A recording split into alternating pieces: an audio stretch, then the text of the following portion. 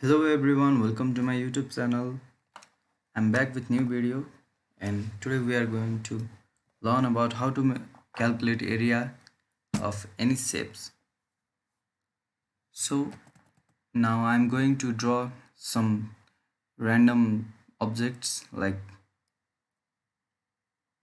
by using lines. I will draw something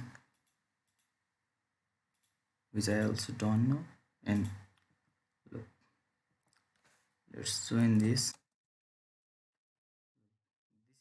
So how can we find the area? Then we have different methods for finding area. Now I'm going to show you how to calculate the area of any object easily. So at first we will take polyline and mark a point. Then it will be in it will show us correct or exact. So this is our polyline. Then we will now click on this polyline.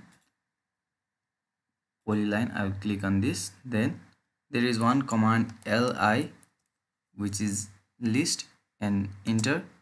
It will automatically show us our area in square feet. Look, here the area of this object is about